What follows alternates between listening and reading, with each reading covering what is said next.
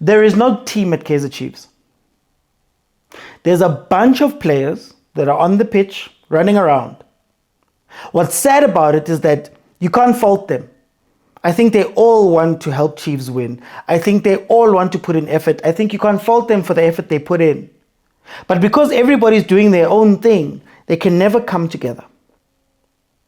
There's no team at Kaizer Chiefs when you look at the pitch and you look at the coaching staff, because the coaching staff also is doing the same exact thing that got all the other coaches that have come before them into trouble. It's almost like when you become a head coach, there's a pattern that you must follow. There's a memo that you must read from, and you're not allowed to deviate from that, because what I'm seeing is the same exact problems that we've seen with Kaizer Chiefs over the past few years. They feel like a team that wants to do something. They say the right things. They run on the pitch, they sweat. A couple of games ago, I saw after Oscar Mbo said whatever he said, Abomdu running, and they were picking each other up, and they were telling each other to move on, and they were telling each other to push up. But all of that lasts for a little bit if it's all down to what each individual is going to be doing on that pitch, and each individual is going to be doing in the lead up of the game. There is no team at Kaizer Chiefs, and now what we've seen is that this was for me, one of the worst games that I've watched in my life of watching football. And Stellenbosch was part of it. Because Stellenbosch also, you can see that whatever was working over the past few seasons, karifedile. But you can sort of understand Stellenbosch, because I said a couple of videos ago, Stellenbosch is one of the teams that when they play normal Stellenbosch football, they open up for Kaizer Chiefs, and they highlight Kaizer Chiefs' strengths and lessen the weaknesses. Because normal Stellenbosch plays ping pong football where they counter on counter. And what that allows is for Chiefs to switch off and not really have to think through their moves. They can survive off that instinct. If a ball is just going directly to Mdu, now because of the mess, because of the chaos, they can maybe get something from the chaos. I've said that Chiefs is a chaos team. So I understand Stellenbosch coming in and saying, we're moving all of our star players out, we're putting them on the bench, and we're going to play a game where we're going to be midish block, lowish block, and we're just going to frustrate Chiefs. Our one job today is to frustrate Chiefs. Where Chiefs loves to get the ball and play it over, and then they have overloads where you have a Ngobo as an option, and you have Mdu as an option, and you have Modi there, and Lep on the other side, and you have Mayo, and now you can take the defense all over. They decided that we're going to make this game boring. We're going to sit back very deep. We're going to play ugly. I don't think I want to give them credit for the plan working out. I think they're still a poor team this season for some reason. They're number 14 for a reason. But you could understand the thinking of Coach Barker coming into this game and knowing that this is a team that has beaten them 4 times from the last 5 games. A team that in Cape Town has won all 6 of the previous games that they've hosted each Chiefs. So you sit there and you go, I get why Coach Barker would be a little less adventurous, would be a little more defensive, would be a little bit more boring, would be a little bit more reckless. I get it. And now when you're watching that, you look at Kaizer Chiefs and say, you didn't realize what was happening, but also the same things that you keep questioning every day happened. Okay, I like the back three. I like the fact that Cross is not being asked to push up. It's something we've been asking for, to say, can you keep just that structure at the back so that nobody's exposed? That's why you don't see Miguel exposed as much as he normally does. That's why even when Kunika, as slow, quote unquote, as he is, you still have someone to cover. And I think defensively that looks good. I think Solomon's played an okay game on the side. I think the problem with him is that Claudili Lepo doesn't know what to do with him. But at the very least, defensively, you could see something there.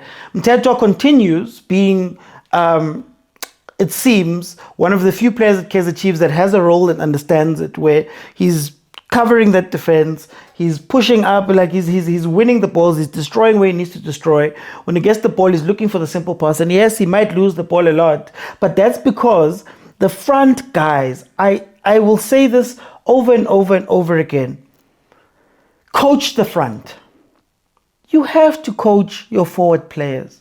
They have to know where to go, or else you'll have all of the energy of Mdu, not having anything to do, not knowing where to go, not knowing what, not touching the ball, not playing the ball. You'll have Ngobo, who, for some reason, he's always opposite of what is happening. When Chiefs is in attack, he's a little bit too slow. He's behind to catch up. When they're in defense, he's too far forward to come and fetch the ball. And you watch a team struggle to even just put a couple of passes together. You look at a Modi, isolated on the wing. You get the ball, you're alone, you have to go and take on a couple of players. The most frustrating thing sometimes is, there's no shame in resetting. There's no shame in, I'm in a corner, the defender's on me, let me turn around and play the ball back in. There's no shame in any of those motions, but it feels like all of the Chiefs players really just want to be the hero by themselves. They want to try and beat three players. They want to take shots that come from places where they're not meant to take from. They want to, it's so individualistic the way that they play. Umayo, I think Leana, he's an effort player. He's a player that comes in and he knows that I can play. He gives a lot of, he tracks back. You see him tracking back, and I think his addition has given Lepo a chance to breathe. But why are you rotating for rotating's sake? Why are people changing positions and you don't understand why they're changing positions, why they're getting into other positions, what utility they're giving? Because then you find 5 players that are just lost in the game. Or four players that are just lost in the game. You don't have a 10 that links. You don't have a 6 that an 8 that comes back to fetch the ball. You don't have a winger that puts in balls or cuts inside. There's no rhyme or reason to what Kaizer Chiefs does, and it's so hard to analyze them because you don't know what they're going to do or why they're doing things. When you watch Pirates or Sundowns, and if you listen to my reviews even, there's a pattern, there's a thought process. Even when they lose, that there's something they were trying to do, or you can explain some of the stuff. But Chiefs doesn't even have things that they do over and over and over again that you can say that was the plan. In fact, in this game, when Chiefs looked good, it was because Steve Barker did what Steve Barker does best in these cup games, and he started making subs that don't make sense. So when he brought on the bomb squad, so you saw De Jong on the bench, you saw Barnes on the bench, you saw Cupido on the bench, you saw Stevens, unfortunately had to come in for Masuluke, who got injured. Hopefully he's fine. And you thought that what he was going to do was try to pirates the game and in the last few minutes win it. But what you saw in that period of extra time, especially the second half of extra time, is he started doing the things that Stellenbosch normally does, throwing all those players forward, leaving the gaps, allowing Chiefs to have enough chaos for them to get on the end of stuff. You saw Chiefs starting to look dangerous, and you saw the typical red card that Stellenbosch gets because they've pushed so many people forward, they've left their defense exposed, and now somebody has to go and get a red card out of the blue because of how they acted. Steve Barker could have actually lost that game in the last 20 minutes. He could have actually lost that game in the last 20 minutes. And it would have been all he's doing because Chiefs didn't really change anything on their side of the game. Abu Sirino were coming in and they weren't effective. They were still continuing the same pattern, right? But let's talk about that last 5 minutes. Coach says at the beginning of the game that Ntwari is coming in because we've decided that Carling knockout are the games that he's going to play. So he's brought on Ntwari so that he can show what he can do. He's brought on Ntwari so that he can gain some confidence because he hasn't been playing. Obviously, I think he's third on the pecking order now because Peterson has been incredible. So now you've got that guy who's played the whole game. You're getting into the last minutes and you see Vuma warming up.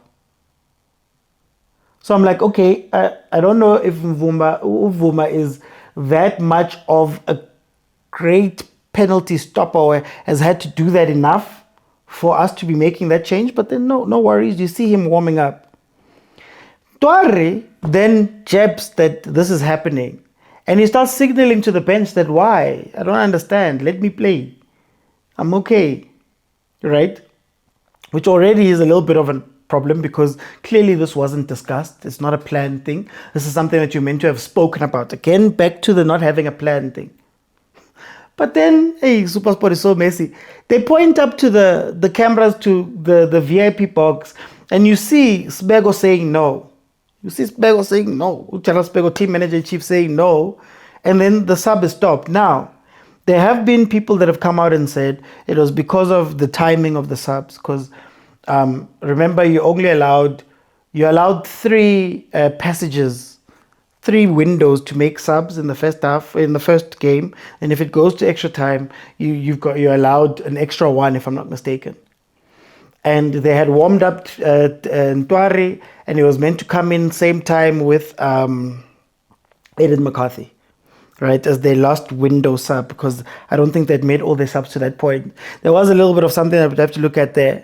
But again, what does that do to a player psychologically? What does that do to a player when he sees that happening and you're like, oh, Mara guys, what's going on? I don't get it. Right? And maybe they spoke to him and we don't know, but these things count. You know, I watched a passage of play in the beginning of that game to go towards the individualistic thing. I watched a passage of play where a ball dropped into the box and Mayo went for it again. Mayo went for it and Lilepo was complaining. And for a good 30 seconds after, Mayo's calling him, Lilepo, Lilepo, Lilepo, Lilepo, to apologize, right? And Lilepo's not having it. And you watch just the separate nature of that Chiefs team, man. Like, it doesn't feel like anything is together there. It doesn't feel like anybody is working together towards something, right? If they do make a move, it's just because of the circumstance of the game. They look better versus Stellenbosch, not because they decided to start playing, it's because Steve Barker made changes. They look better in some places because it's chaos and the ball might bobble and they'll score. It's what I've been saying about the type of chances we're creating, the type of play we're having, because we have a thing in our head where we want to see Chiefs do a certain thing, but that's not what you're seeing on the pitch, and you have to be honest. Oh, I hear people speaking about Ngobo as being one of the generational 10s. He's going to be one of the best guys. We need to build around him. Yeah, we've been saying that for 6 years. Abum Dushabalala come in, and you're starting to really see the developmental shortcomings in his development. You're starting to see the spaces where he's got energy, he's got youth, but he doesn't have a direction as to where to take that thing. And I'm starting to think that at Kaizer Chiefs, what we're missing is the guys. Apolis makes Pirates tick at times. He's the guy who wants everything to run through him. Abombogazi are guys who run the game through them. I think we have a bunch of secondary players who would be great if they had other people there who take control, right? So I think there's a lot of issues at Kaizer Chiefs right now that were bubbling. And now you're seeing that maybe it's a direction thing. And maybe the pitch mirrors the office. Maybe the lack of direction and the different changes, and Nabi comes in from having Kevin Johnson, from having Mulifintseki, before that was Atazwani, before that was Stuart Baxter, before that was Gavin Hunt, before that. All of these people are doing different things. And all of the players are doing different things. I've often said, when you make signings, why? You know, I don't believe in bad players. I believe in bad situations for players. So when you look at a Morris, why was Morris signed? I thought, okay, he's a player that when it gets tough, Lilepo, Morris, front two, cross the ball. Let's try to put as much pressure on people from crossing. Not a couple of crosses that came in, but not to Morris. And he came in very late. You know, you've brought in Abu Chizlet, Abu Vilepai, you're sitting up there. There's still Abu Mabue, there's still all of these different players. And you're still wondering, why?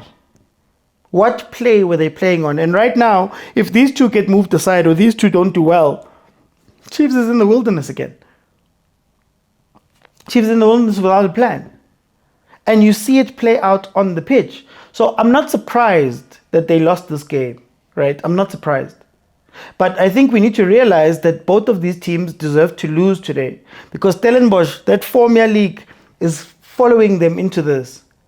And Coach Barker has changed the structure of how they play, and it's not working out. They don't have a win in their last 5 games, right? So it's this game is so tough to read because Stellenbosch was not in this game, and Chiefs was all over the place. Both of these teams were all over the place, but you needed a winner, and Stellenbosch ended up getting that win. So I know it hasn't been that much of analyzing the game, but analyzing the state of what Chiefs is right now. And there's a lot that needs to be fixed, because at the end of the day, it will filter down to the pitch. It will. And you will see these things happen. And it was a chinchable coach, chincha my play, chincha whatever. But if the whole direction, the whole style of play, the whole idea, the whole philosophy of what Chiefs is not fixed, you're going to continue seeing them all over the place. When it comes to Stellies, there's only so much you can build and build and build and rebuild and rebuild and rebuild before the rebuilding doesn't work anymore. And maybe they're starting to see the fruits. They're starting to reap what they've sowed in selling all those players all the time. Abo Cape Town City abaseko, abo Supersport abaseko. And funny enough, it feels as though Stellenbosch has slotted right into that space now, where they are struggling and really struggling. I know they got to a final MTN8. I know that they got through to this one. But you can only do so many miracles, and you can only lose so many players. And even now, even the players that are leaving are not effective at the clubs that they're going to, unfortunately. Right? So maybe now it's time for Stellenbosch to be serious and not find themselves repeating the sins of a super sport. Repeating the sins of a super sport. I think this Stellenbosch team is a good team on paper. But Coach Barker needs to do something to arrest the fall that they're having right now. Stellenbosch goes through. I'll see you guys on the next one. Bye, everyone.